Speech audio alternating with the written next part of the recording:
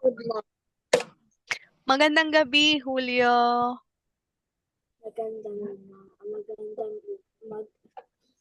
Magandang gabi. Okay, masaya akong makita ka ngayong gabi. Kumusta ka, Julio? Mabuti ba? Mabuti ka ba? Mabuti ba ang iyong kalagayan? Kumusta ang school?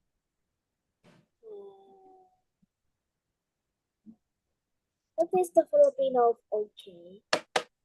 Maayos naman. Ayos. Okay, saya akong malaman na maayos naman ang iyong pag-aaral ngayong araw. Maligayang pagdating sa ating Filipino class. Masaya akong matuto sa Filipino kasama ka. Sige, share ko sa'yo yung aking screen. Madali lang yung pag-aaralan natin ngayong gabi, Julio. Tungkol po ito sa pandiwa or sa English, verb.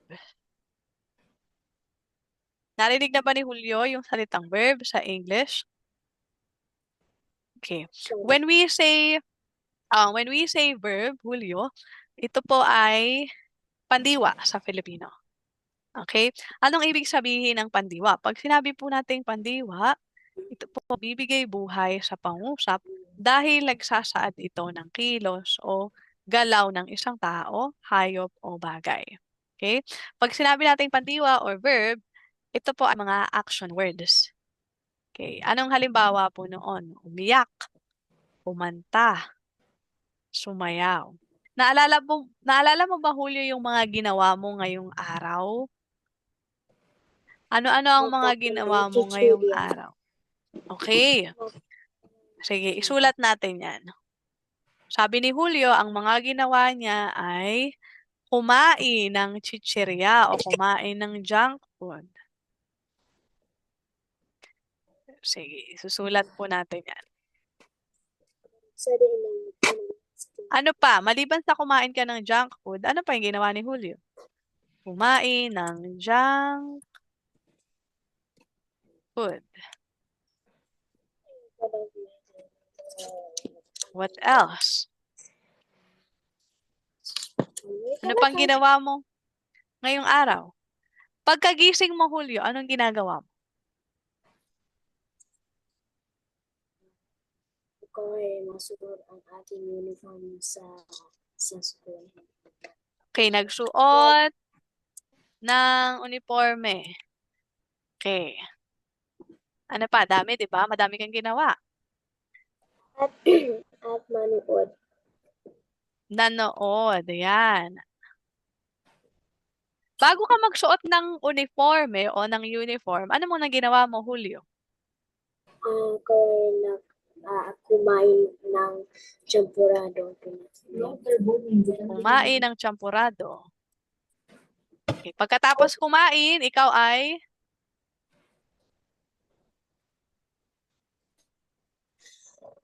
after Ako, eating, anong ginagawa mo? ako ay review ang AP. Huling panlipunan. Nag-review sa AP. Okay. You can also answer in English and then I'll try to translate it for you in Filipino. Okay, sabi mo kumain ng champurado, nag-review. Pagkatapos nun, may mga ginawa ka pa ba? Meron pa yan, for sure. At pumunta sa school at at aaral ang Nag-aral. science, AP, art at Filipino. Okay, Filipino. Okay, tama po. Nag-toothbrush ka ba kanina pagkatapos kumain? Hindi. Ako ay magising sa umaga at naligo ako at nalinis ang aking teeth. Yan. Ngipin. Naligo. Nagsipilyo ng ngipin. Tama. Sipilyo ng ngipin. So, yan yung mga ginawa ni Julio. Julio, itong mga ginawa mo ngayong araw, ang tawag po dito ay pandiwa. Okay? Ito pong mga ito, lahat ito, Julio, ay pandiwa. Ito ay mga salita na nagpapakita ng kilos o galaw. Sa English, ito ay verb. These are action words. Sige, basahin nga ni Julio yung mga halimbawa na ibinigay mo. Ang galing ni Julio, ah. Sa'yo galing lahat ng mga halimbawa na ito. Sabi mo, una, ikaw ay, pakibasa po. At nagagawa kami ang proyekto. Okay, gumawa ng project. Sige, isama natin yan. Gumawa ng project. Okay. Sige. Julio, ngayon balikan natin yung mga isinulat mo. Ano-ano yung mga yon? Una ay,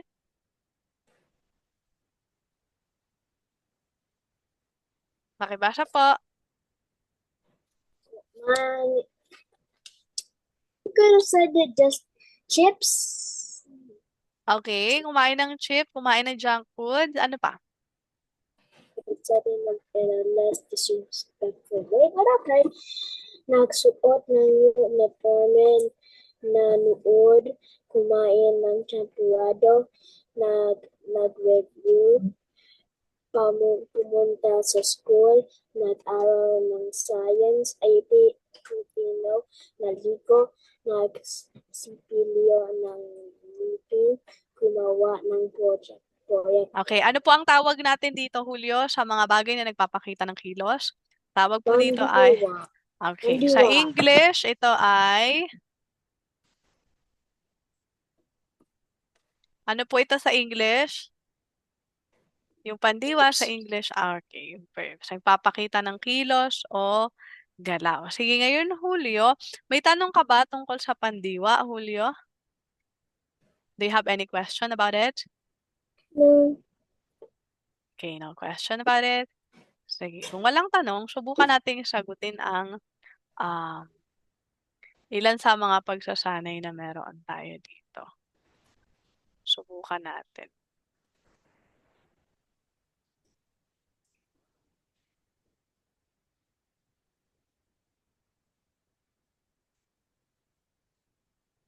Sige, madali lang ito, Julio. Okay, para sa una nating pagsasanay, ang gagawin lang po natin ay piliin ang salitang kilos sa pangungusap. Ang gagawin lang ay babasahin tapos guguhitan lang po yung salitang kilos. Okay, basahin muna natin, Julio. Number 1, Naglaba ng what's naglaba? okay. Wash clothes. Ano po yung pandiwa doon? O yung salitang kilos? Naglaba. Okay, naglaba. That's what my ate does. Ah, yes. Pangalawa, Si Lina ay nagbabasa. Read. ano po ang pandiwa o salitang kilos dyan? Nagbabasa. Tama. Pangatlo, kumakanta ang mga bata. Kumanta ang mga bata. Kumanta, sing. Okay, kumakanta. Number 4, Si ate ay naghuhugas. Hugas. okay, naghuhugas. Number 5,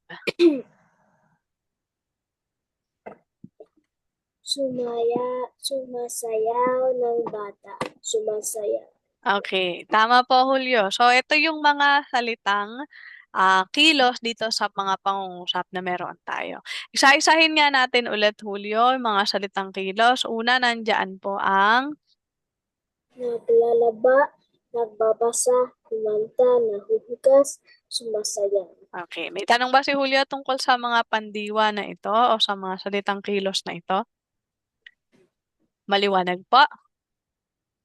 Okay, sige. Kung maliwanag, magkaroon pa tayo ng iba pang pagsasanay para mas humusay pa tayo.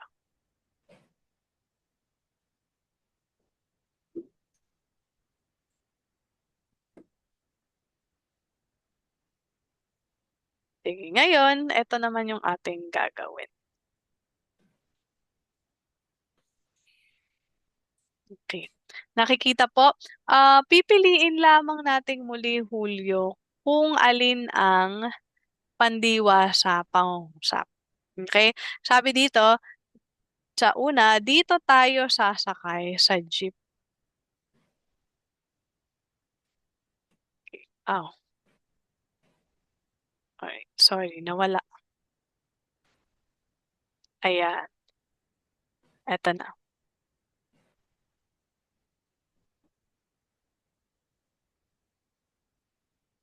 Sige. Hulyo, para sa ating unang pagsasanay, sabi dito, pipiliin lamang natin muli yung pandiwa sa pangungusap. Guguhitan lang natin ito katulad ng ginawa natin kanina. So, number 1, pakibasa po yung number 1.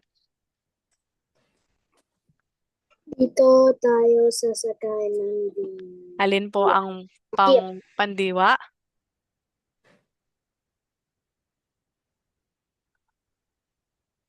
Okay, tama po. Okay. Pakiguhitan na lang, Hulyo, ha? Pakiguhitan na lang. Number 2, Si Andre ay naliligo araw. okay. Ang pandiwa ay, Liligo. okay, naliligo. Number 3,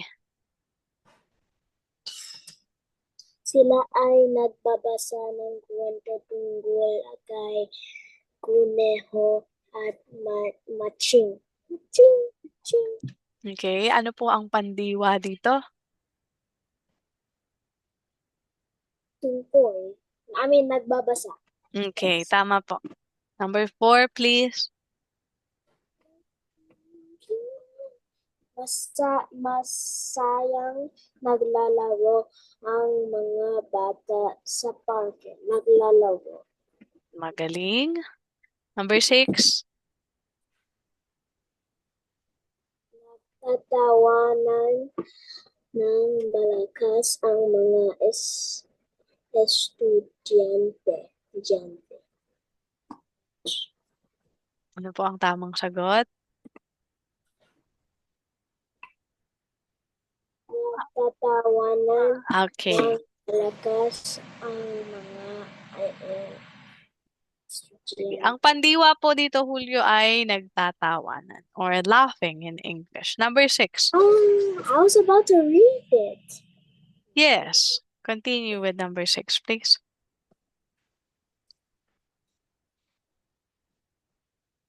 Can't hear you, Julio. Maagang umalis ang ate sa trabaho. Ang pandiwa po dito ay ang salitang Maagang. Umalis. okay, umalis. Nice one. All right. Again, Julio, let's review the pandiwa. Balikan natin muli yung mga pandiwa sa pangungusap. Ito po ay ang salitang una. Sasakay. Okay. Pangalawa. Naliligo. Nagbabasa. Naglalaro. Nagtatawanan.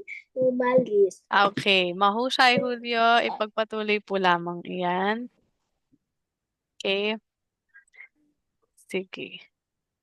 Para sa ating susunod na aralin, ito naman po ang ating Why do I have a little thumbs up button on my screen?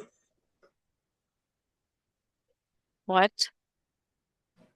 I just saw a little thumbs up button on my camera, but it went away.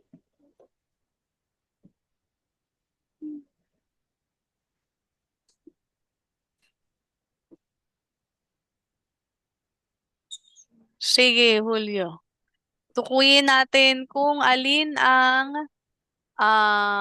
pandiwa dito sa mga sumusunod.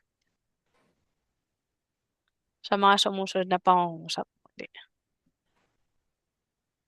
Sige. Number 1, guhitan lamang natin silang muli ha, o kaya ay salong guhitan, tulad ng sinabi dito. Sige po. Una, basahin ko, nagising ako dahil sa maingay na aso. Alin po dito ang pandiwa?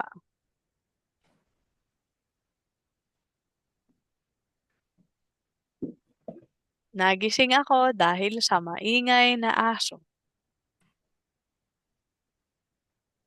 Dahil Nice try. Okay. In English, I woke up because of the noise of the dog. maingay Nice try. na aso. Aso is a noun. Pangalan. Ang hinahanap natin ay yung nagpapakita Nagising. ng kilos. Pangalawa, Julio, pakibasa po. Nagising. Pangalawa, binuksan. Binuksan niya ang pinto ng kanilang kwarto. Binuksan. Tama. Number 3. Si Lola ay nagluluto ng masarap na ulmusal. Okay. Nagluluto. Tama po. Pang-apat. Ang mga aso ay naghahabulan sa bakuran. Naghahabulan. Magaling. Pang-5. Basahin mo ang mga panto. Basahin. O basahin. Number 6.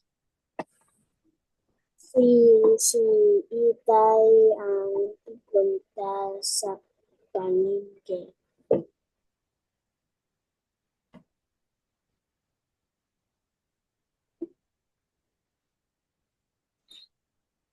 Pupunta. Okay. Tama. Number 7. Tinulungan ni Gloria ang matandang sa kalye. Matanda. Nice try. We're looking for the action word, okay? O salitang nagpapakita ng kilos. Okay, tama. Number 8. Narinig ko ang ingay ng mga sasakyan sa labas. Narinig. Number 9. Ang dalawang bata ay naglalaro ng piko at naglalaro. Tama po. Number 10.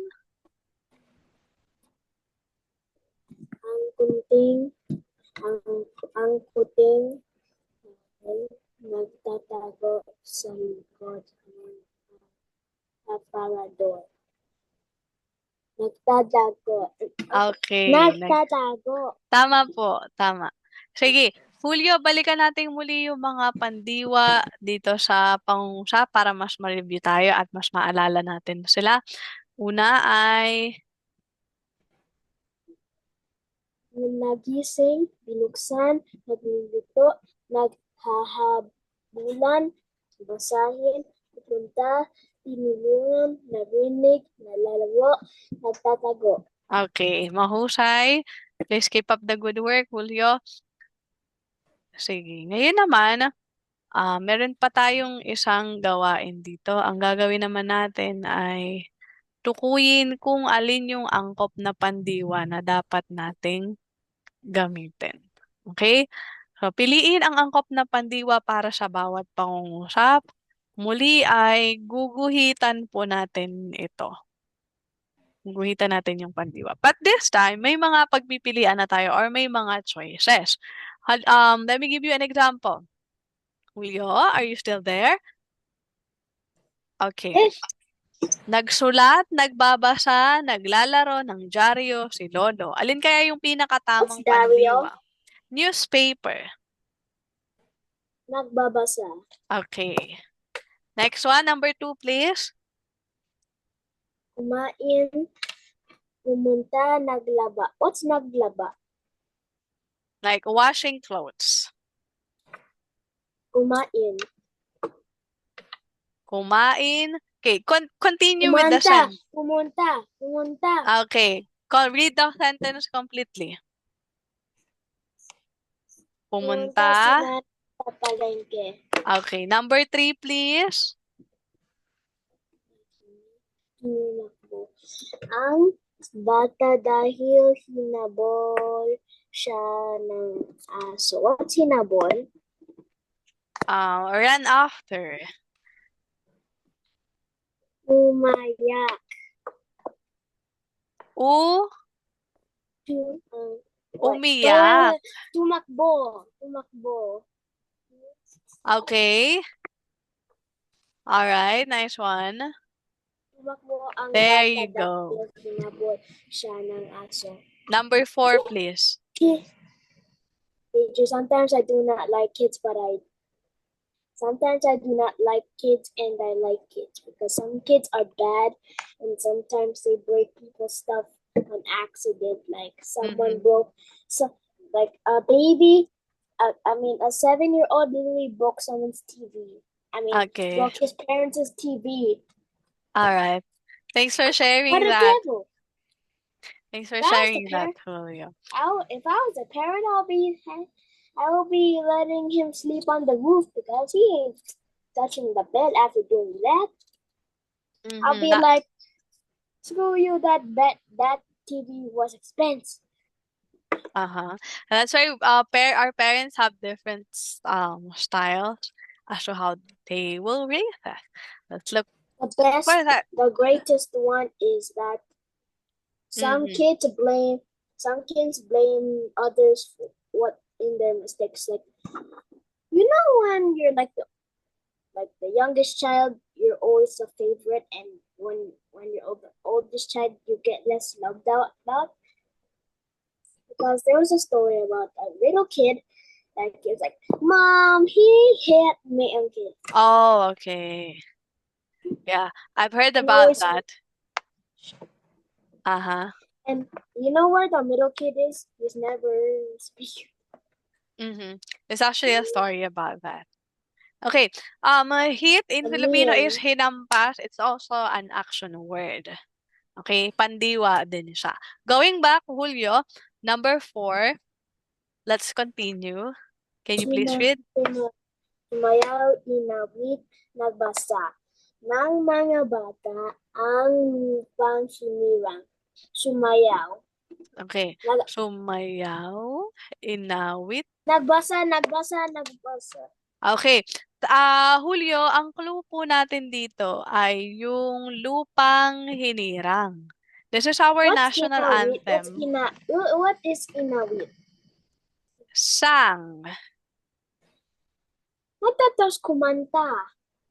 It's the same. Inawit, kumanta. It's just that it's in different forms or aspekto, which we're going to study later. Okay, so anong ginagawa sa lupang hinirang? Ito ba ay binabasa, inaawit, o sinasayaw? Ng mga bata ang lupang hinirang. Very good. Tamang sagot ay inawit.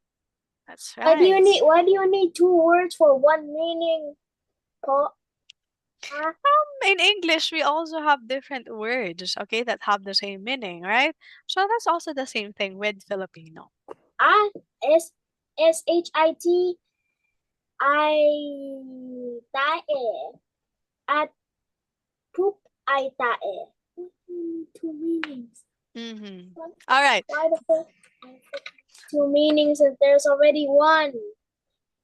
Poop or feces? Why do you have feces? Sounds like diabetes. It rhymes with diabetes. All right, thanks for that, Julio. Going back, let's have here number 5. Let's continue with number 5. Naglinis, naglaba, naghugas ng pinggan si ate kanina. When you say pinggan, do you know what pinggan is? These are plates. Anong ginawa ni ate sa mga plates? Ito ba ay nilinis, naglaba, naghugas? Gas? Okay, tama po. Naghuhugas. Number 6. Last one. Nagsulat, nakinig ang mga bata sa paliwang ng teacher. Nakinig. Okay, good job. Let's check your work, Julio. To sum up this exercises, what we're gonna do is to read it in a complete sentence. Let me show you the first one. Nagbabasa ng dyaryo si Lolo. Pangalawa, Julio. Pumunta si nanay sa palengke. Tumakbo ang bata dahil hinahabol siya ng aso. Hinawi ng mga bata ang lupang hinirang. Naghugas ng pinggan si ate kanina. Nakinig ang mga bata sa paliwang ng ulo. Okay, nice one, Julio. Please keep up the good work. Sige po, ano-ano po yung mga pandiwa dito sa ating pinag-aralan, dito sa pagsasanay na ito? Ibigay mo nga yung 6 na pandiwa o 6 na mga salitang nagpapakita ng kilos o galaw. Ayan ay una. Nagbabasa, pumunta, tumakbo, hinawit, naghugas, nakinig. Okay. Ano naman yung mga iba pang pandiwa na binanggit dito pero walang guhit? Magbigay naman ng pandiwa na iyon. Pandiwa that we did not underline. What are those? Give me 6 too. Una, nagsulat. Ano pa? Nagsulat, naglaro, kumain, naglaba, umayak, nakinig, sumayaw, nagbasa, naglinis, naglaba, nagsulat. Okay. Ano nga po uli, Julio, ang tawag natin sa mga ito? Ito po ay ang tinatawag na... Pandiwa. Okay. Anong ibig sabihin ng pandiwa? Ang pandiwa ay nagpapakita ng... Verb. Ang pandiwa ay nagpapakita ng key. In English, it shows Action. okay. Verb. Yes. Sa Filipino, pag sinabi natin pandiwa, Julio, ito ay mga salitang nagpapakita ng kilos o galaw. Okay? Sige. Naunawaan po ang tungkol sa pandiwa, Julio? May tanong po? Alright. Sige, kung walang tanong si Julio, bigyan nga po ako ng 3 halimbawa ng pandiwa. Sit properly, Julio. I can't hear you. Try it again one more time.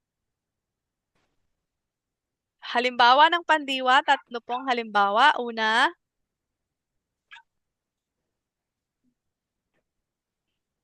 base sa mga inaral natin kanina, una ay ang example. Nagbabasa, nagligo, nagkumain. Okay, kumain. Nagbasa, naligo, kumain. Magaling, Julio. Sige po. Salamat.